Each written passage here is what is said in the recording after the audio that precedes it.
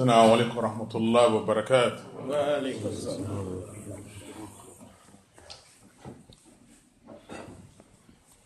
Allahu Akbar, Allahu Akbar. Allahu Akbar, Allahu Akbar. Asyhadu an la ilaha illallah. Asyhadu an la ilaha illallah. Asyhadu anna Muhammadan Rasulullah. Asyhadu anna Muhammadan Rasulullah. Illallah salat. Illallah salat. Illallah falah. Illallah falah.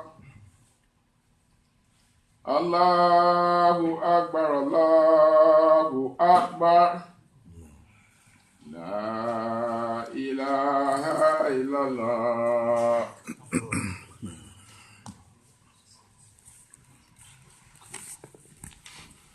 Alhamdulillah.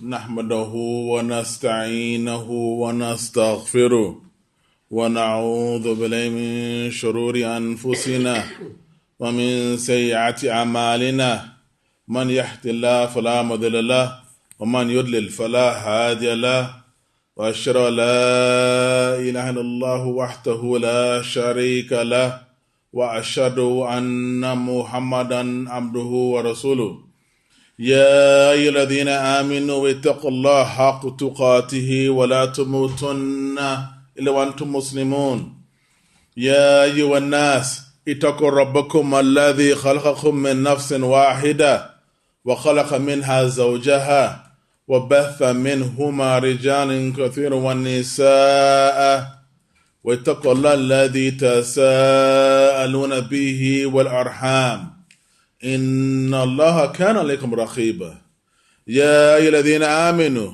اتقوا الله وقولوا قولا سديدا يصلح لكم أعمالكم ويغفر لكم ذنوبكم ومن يطع الله ورسوله فقد فاز فوزا عظيما أما بعد إن أصدق حديث كتاب الله عز وجل وأحسن هدي محمد صلى الله عليه وسلم وشر أمور محدثاتها وكل محدثة في الإسلام بدعة وكل بدعة ضلالة وكل ضلالة في النار. Today, my dear brothers and Imam, I would like to start by saying Inna lillahi wa inna ilayhi raji'un. From Allah we come and to Allah is our return. Those of us who might not be aware of what happened or what's been happening last week in the States, that last Friday at the U.S. Naval Air Base in Florida, a 21-year-old lieutenant in the Saudi Army or the Saudi Air Force, he took it upon himself to kill a 19-year-old Muslim boy, his fellow classmate, and a 21 and a 23-year-old man. Inna lillahi wa inna ilayhi raji'un. From Allah we come, and to Allah is our return. Also, last week, Tuesday afternoon, in Jersey City, you might not have heard, in Jersey City, in a small, ultra-Orthodox Jewish community of about 100 families or so, and a few schools, and a kosher market, a vigilante man, he took it upon himself and went on a killing rampage, killing 4 innocent people at that kosher supermarket, and innocent bystanders were also wounded in the assault. Inna lillahi wa inna ilayhi raji'un. So I want to start by sending my sincerest condolences for those families who lost loved ones. And I want to say that in the past, people would say that these people are anti-Semitic. These people are full of hate. And they would say that one bad apple would spoil the bunch. But now people are realizing that to be a vigilante or to be radical extremism, these things have nothing to do with Islam or any religion. And Alhamdulillah, as the people of the Sunnah, we have to show by our example the beauty of Islam.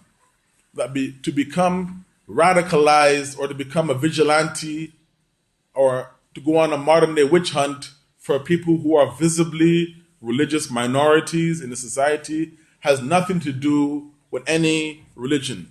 So in our khutbah today, I want to remind us that as ambassadors of this beautiful way of life, it is important for us to learn how to deal with. It's important for us to learn how to deal and handle conflicts appropriately for the sake of Allah, first and foremost, and secondly, for the sake of our communities and our families.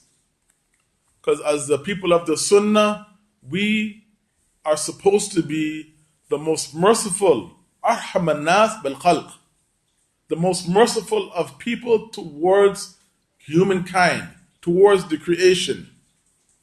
And as such, we should think before we speak. We should think before we act. We should know that there's going to be repercussions for everything that we speak and everything we do. We should never act out of emotionalism. The people of the Sunnah, we should always think and act with knowledge. Imam al-Bukhari, he has Bawb al-Bab. He has a chapter in his book, in the Sahih, Al-Ilm qabla qawl wa amal, that knowledge must precede speech and action. So it is something which is imperative. And Muhammad sallallahu alaihi wasallam, as the Messenger of Allah sallallahu alaihi wasallam said, "Talab al-ilm farida ala kulli Muslim." That the seeking of knowledge is imperative upon every Muslim.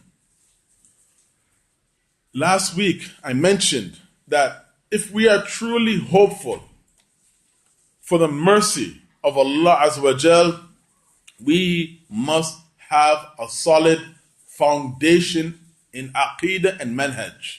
We must be firmly grounded in our Aqidah and Manhaj. And I say this bisaraha, that it's very embarrassing to know that in this day and age, with the advent of the internet and knowledge and information, that the majority of the Muslims, they have no idea what these two terms mean, Aqidah and Manhaj. It's very embarrassing. If you ask a Muslim, what is Aqidah? What is the Manhaj? You have no idea what these terms even represent.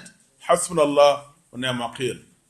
Last week, during our khutbah, I mentioned the example given by Isa ibn Maryam alayhi salam, that the foolish man builds his home near the shore on sand, but the wise man, he chooses to build his home on a rock, on a solid foundation, away from the shore, so it will not be washed away. This is the example. This is the parable of the Muslim, the man who has a strong foundation in his Aqidah and Manhaj.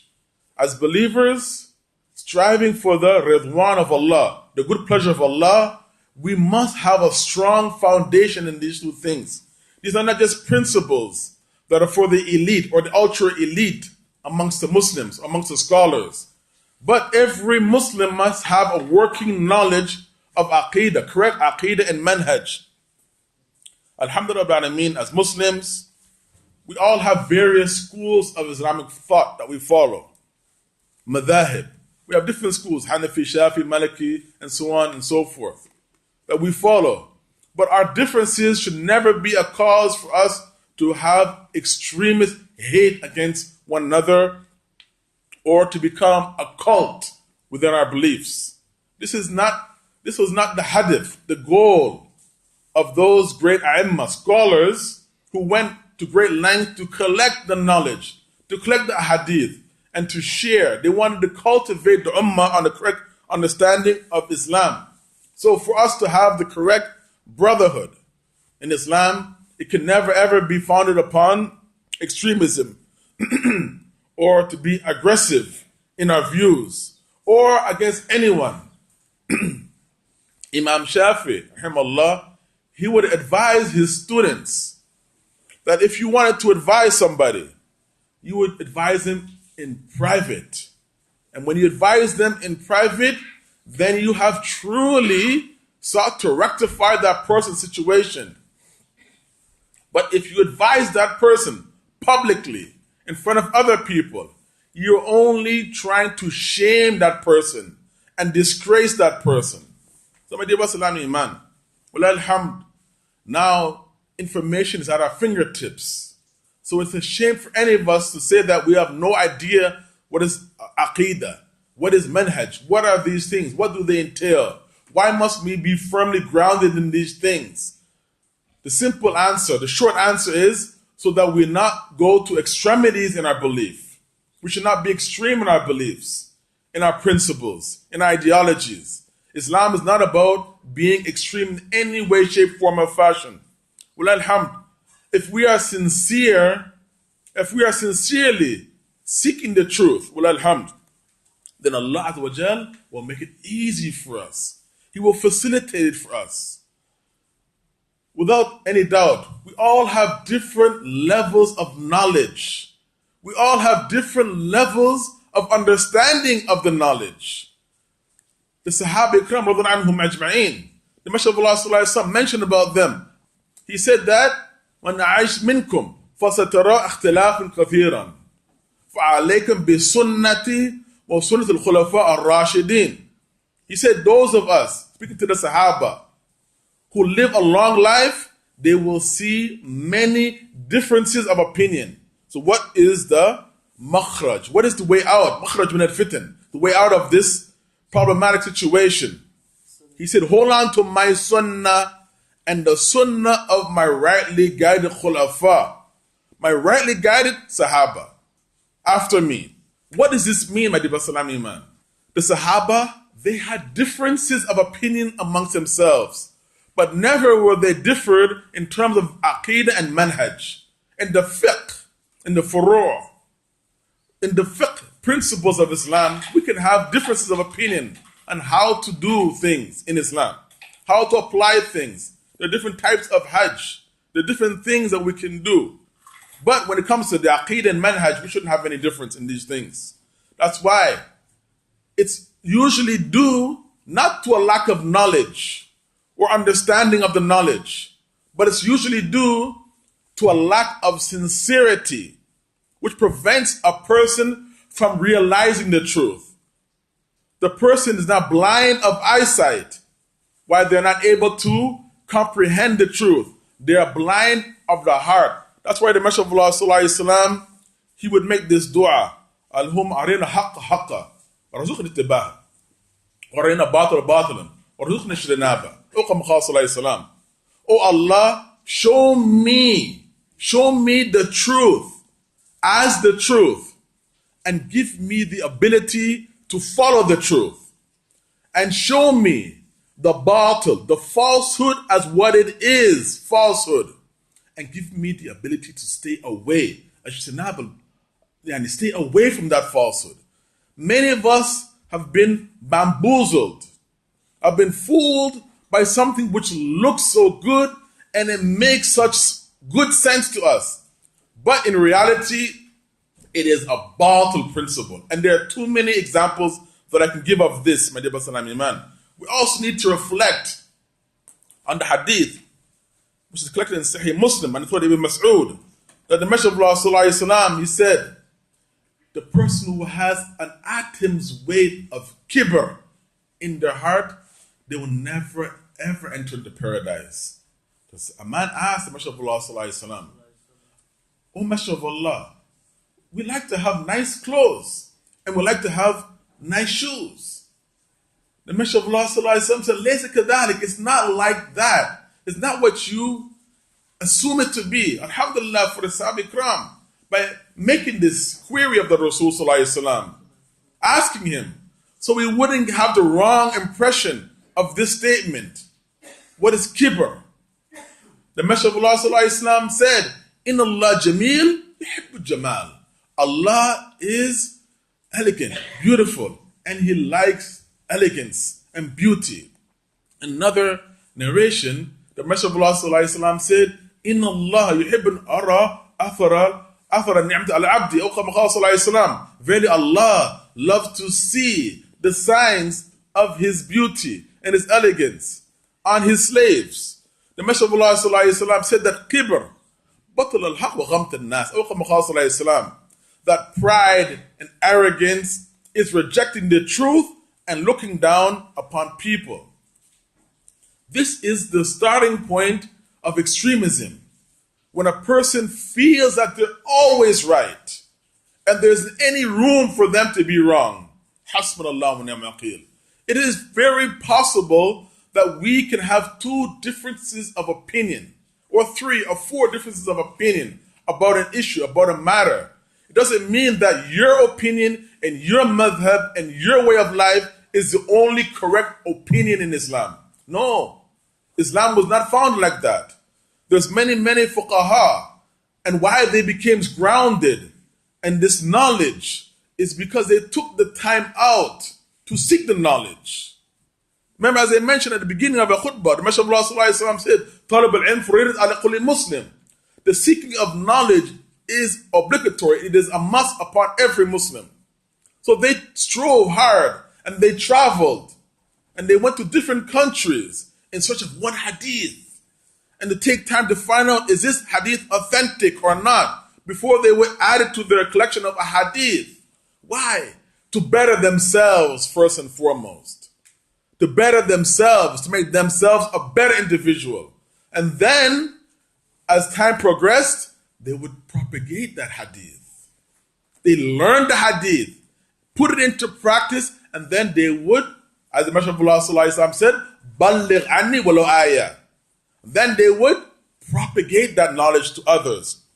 There's also hadith on anhu, who said that the Prophet Sallallahu Alaihi Wasallam said, "Kullu ummati adkhul al-jannah illa man aba." Qila man yaba ya Rasulullah?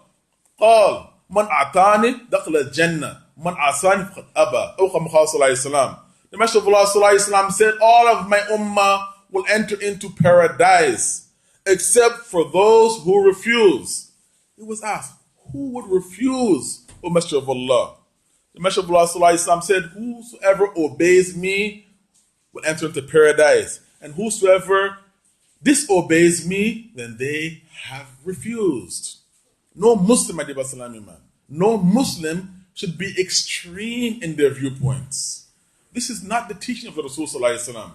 The Messenger of Allah Sallallahu Alaihi Wasallam said, "Alaykum bil Hanafiyya samha."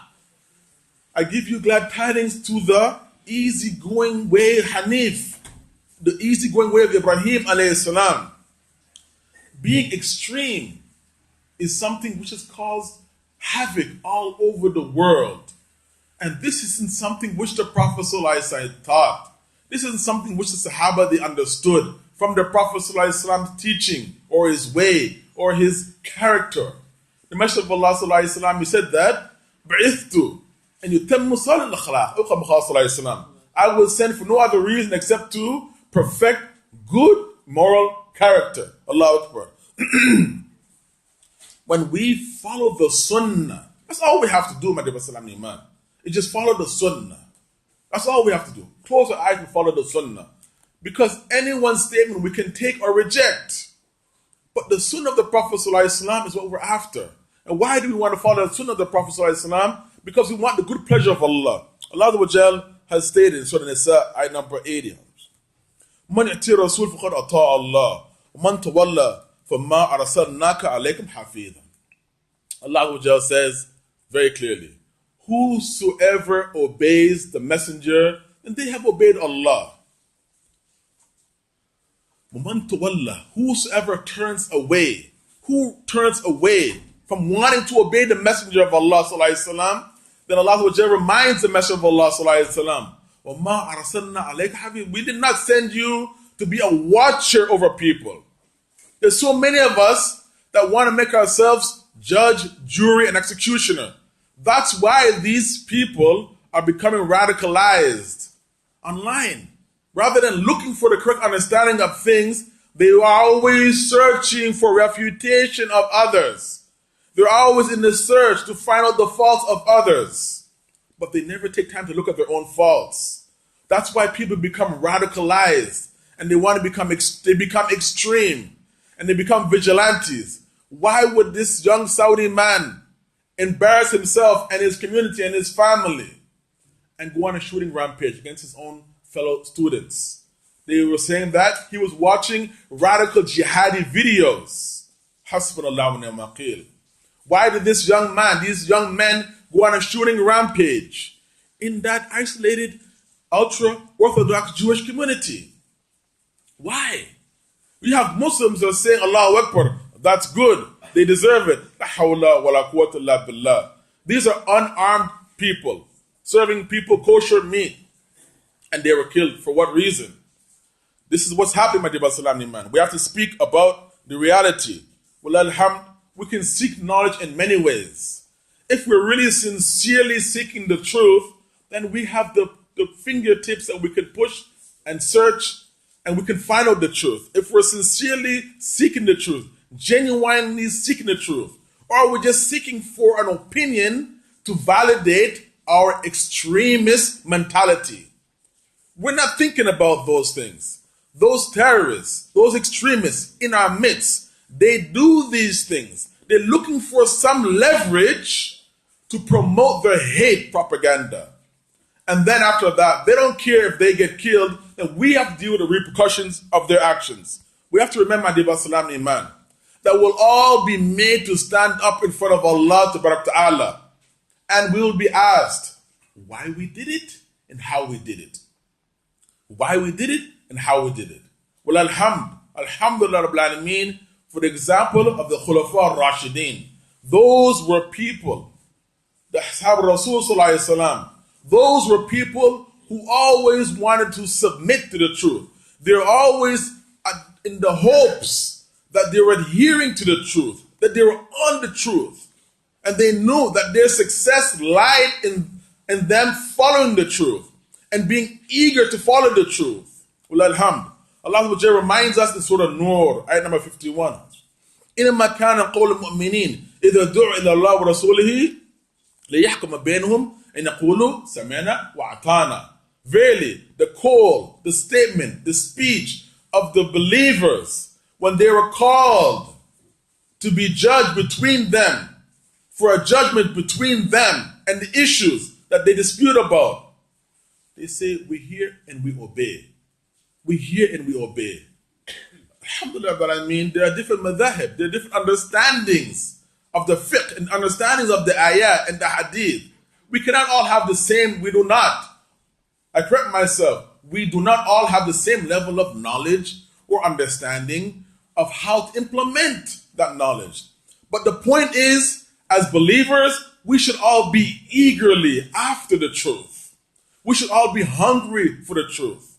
We should all want to be guided to the truth. We want our brothers and sisters to be guided to the truth and live according to the truth. There's a very important hadith in Sahih Bukhari and who said that the Prophet ﷺ said, listen very closely, my dear Salam Iman. Ibrahim alayhi salam. And who was Ibrahim alayhi salam? The Khalil of Ar-Rahman, the friend of Allah, the friend of the most merciful. Ibrahim alayhi salam, on the day of judgment, he will meet his father, Azara, with his face covered in dust. Ibrahim alayhi salam will speak to his father on that day and say to him, did I not tell you not to disobey me? His father will say, this day I will not disobey you. Ibrahim alayhi salam will say, oh my Lord, you promised not to disgrace me on this day. You promised not to disgrace me on this day. And what greater disgrace is to see my father in this state. Allah will say to Ibrahim, his friend, Khalil Ar-Rahman, I have forbidden paradise for the disbelievers. Look beneath your feet. And he will see his father that will have been transformed into a male hyena, covered in dung and blood, and will be lifted from his feet and flung into the hellfire. May Allah help us and make us an ummah that loves the truth, that desires the truth without being extreme upon the truth. Amin, amin, amin.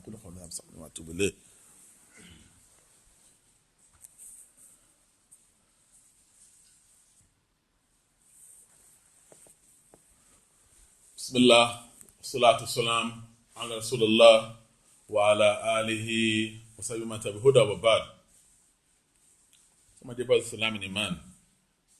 This is part of the supplication of the Khalil of Ar-Rahman, the friend of the most merciful, Ibrahim alayhi salam, where he had said in Surah Shu'ara, ayat number 89, وَلَا تَخْزِينِ يَوْمِ يَبْعَثُونَ. Allah, do not, oh my Lord, do not disgrace me on the day when everyone will be resurrected, will be risen up. يَوْمَ لَا يَنْفَعُ مَالٌ وَلَا بَنُونَ. On that day when no money, wealth, and your children would have any benefit for you. إِلَّا مَنْ أَتَى اللَّهَ بِقَلْبٍ سَلِيمٍ. Except for the person who comes to Allah with a heart that's at peace. Allahu Akbar. Allahu Akbar. We, my dear Basalam Iman, we do not want to be a cause of disgrace or humiliation for our family, for our friends, for our communities. We don't want to be a cause of shame for our communities. Can you imagine that young Saudi boy now who was killed by killing his fellow classmates? He killed a Muslim and he killed 2 non-Muslims, 19-year-old and the other 22, 23-year-old. And the Saudi government is saying they apologize. The apology cannot bring back the lives which were innocently taken. Why did he do that? Now he has embarrassed himself. He has embarrassed his community. We do not want to do that, my dear Islam Iman. So that's why I'm taking it upon myself to remind myself and my family and my community that we should not embarrass our community by becoming extreme in our views about Islam. We should not embarrass ourselves, our families, or our communities by becoming a vigilante in Islam. These things have nothing to do with Islam. Carrying out hate crimes against humanity, unarmed civilians, has nothing to do with Islam or any religion. This is not the meaning of a clean heart. A clean-hearted individual will not do these things. When we speak about what happened in the news, you have some Muslims are saying this was good. La hawla wa la quwwata illa billah. Out of jahl, out of ignorance. Not just ignorance, we call it jahl maghraqab, compounded ignorance. Any Muslim who had any small understanding of aqeedah and manhaj would never say that that was a good thing to kill innocent, unarmed civilians. There is no way that can be anything that is good. Abu Uthman, there's a narration, and Abu Uthman an-Nisaburi, who said that the clean heart is the heart that is free from bid'ah, innovation in the deen, and is content with the Sunnah.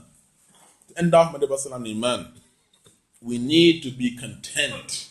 We need to content ourselves, to be content with following the Sunnah of the Prophet Sallallahu Alaihi Wasallam. Remember, the Prophet ﷺ, he was sent to perfect good morality, good character.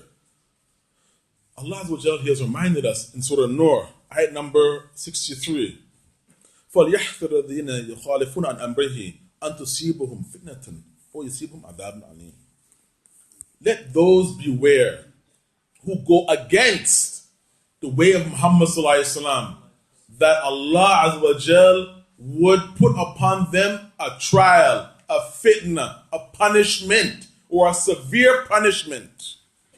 My dear Basalam Iman, Alhamdulillah, as we mentioned, Allah Azza wa Jal will call us all to task and ask us why we did it and how we did it.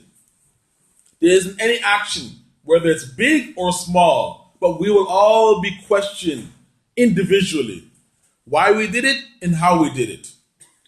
Meaning, did we do it for the ridwan of Allah, for the good pleasure of Allah, or did we do whatever it is that we did, whatever action that might be, small or big, to show off that we're courageous, to show off to our families, to do bad things and then to post it on our social media so we can give off the appearance or the impression that we're shaja, we're courageous, we're heroic.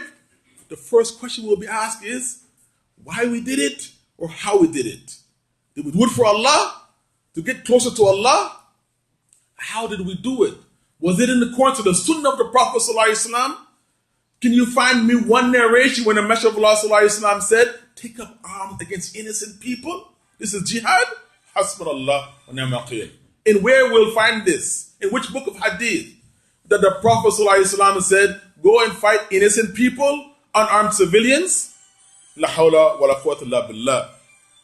Why did we do what we did? To please Allah? Or did we not want to get blamed by the people for being called a coward? Hasbunallah wa ni'mal wakeel. The real essence behind whatever it is that we do, my dear Islam Iman, is for the good pleasure of Allah. And there's no way that we'll get the good pleasure of Allah until and unless it is in accordance to the Sunnah of Muhammad Sallallahu Alaihi Wasallam, the messenger that he sent to this world, to mankind, to guide them to the Sirat al-Mustaqim. Remember the Messenger of Allah Sallallahu Alaihi Wasallam, he would say, Alhum arina haqq haqq. Oh Allah, show me the truth as the truth.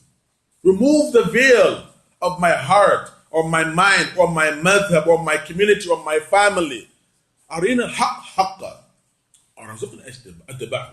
And give me the tawfiq, give me the ability, provide me, facilitate me to follow that truth. And show me the batil as what it is, the falsehood as falsehood. Remove the beauty of this falsehood, this false mentality, this false ideology, and give me the ability to stay away from that falsehood. May Allah Azza wa Jal bless all of us and keep all of us safe, keep all of us guided ala sabil al-rashad. May Allah Azza wa Jal bless us and give us the time, we have time to learn and search what is the proper aqidah and manhaj. Ameen, ameen, ameen. Inna Allah wa malaikatu saluna ala nabi. Ya ayyuhalladhina amanu. Sallu ala Allahumma salli ala Muhammad wa ala ali Muhammad. Kama sallaita ala Ibrahim wa ala ali Ibrahim. Innaka hamidun majid. Allahumma barak ala Muhammad wa ala ali Muhammad. كما باركت على إبراهيم وعلى آل إبراهيم إنك حميد مجيد ربنا آتنا في الدنيا حسنة وفي الآخرة حسنة وقنا عذاب النار.